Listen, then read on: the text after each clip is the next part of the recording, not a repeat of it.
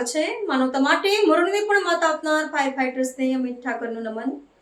Vejalpur hidden heroes કાર્યક્રમ યોજાયો। Vejalpur hidden હીરોઝમાં 40 fire ફાઇટર્સનું સન્માન। શ્યામલ આગકાંડના બહાદુર જવાનોને અપાયું માન। અમિત ઠાકોરનો ફાયર ફાઇટર્સને દિલથી સલામ। અમદાવાદના વેજલપુર વિસ્તારમાં આજે માનવતા, બહાદુરી અને સેવાભાવને સલામ કરતો એક અનોખો કાર્યક્રમ યોજાયો હતો।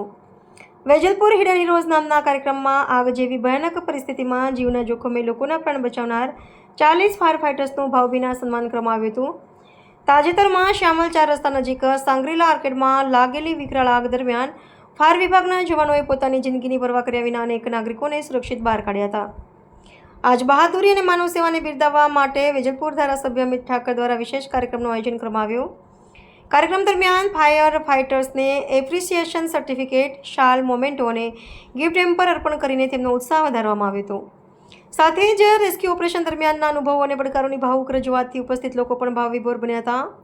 ધારાસભ્ય અમિત ઠાકરે જણાવ્યું કે સાચા હીરો એ લોકો છે કે જે કોઈ પ્રસિદ્ધિ કે સ્વાર્થ વગર માત્ર માનવતાના હેતુથી સેવા આપે છે અને આવા બહાદુર ફાયર ફાઇટર્સને સમાજ માટે પ્રેરણા સ્ત્રોત સમાન છે। વેજલપુર હિડન હીરોઝ કાર્યક્રમ માત્ર સન્માન પૂરતો નહીં, પરંતુ સમાજમાં સેવાભાવ, જવાબદારી અને માનવતાનો સંદેશ ફેલાવવાનો પણ એક મહત્વપૂર્ણ પ્રયાસ સાબિત થયો હતો। ગુણો છે કે જે સમાજ માટે જીવે એવા લોકોનું સન્માન ના કરે।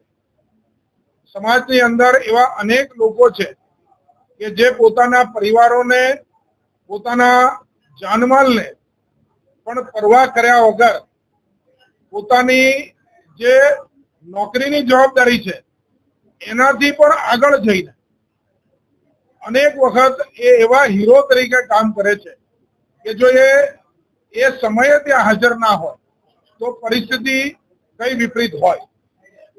સાંગ્રીલા આર્કેડમાં લાગેલી આગ પછી કે એવી લાગેલી અનેક આગો વખતે ફાયરમેન જે રીતે પહોંચતા હોય છે એ પછી આવા લોકોનું સન્માન કરવાનો અને એ સન્માનની શૃંખલા ચાલુ કરવાનો એક વિચાર આવ્યો। એ વિચારમાંથી જન્મ થયો વેજલપુર હિડન હીરોઝ। આજે ફાયર ઓફિસરોનું અમે સન્માન કર્યું છે। આ શૃંખલા આગળ પણ ચાલુ રહેશે।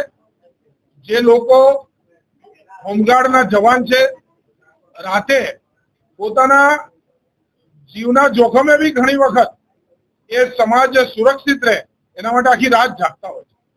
ઘણા સ્વચ્છતા કર્મચારી છે, વાર તહેવાર જોયા વગર એ પોતાનું કામ કરતા હોય છે। ઘણા પોલીસ કોન્સ્ટેબલ જે ટ્રાફિકમાં કામ કરતા હોય એ અનેક ધુમાડાની વચ્ચે પણ ઉભા રહી અને ઉમદા કામગીરી કરીને ટ્રાફિક સોલ્વ કરવાનું કામ કરતા હોય। ઘણા બધા મેડિકલ લાઈનના ઓફિસર હોય, એ આશા વર્કર હોય, નર્સ હોય, ડોક્ટર હોય, આવા અનેક લોકોથી આ સમાજ બને છે। એક એરિયા આવા લોકોથી સ્વચ્છ રહે છે, સુરક્ષિત રહે છે અને એમની સેવાથી, જે સમર્પણથી આ આપણું જીવન જીવવા લાયક રહે છે।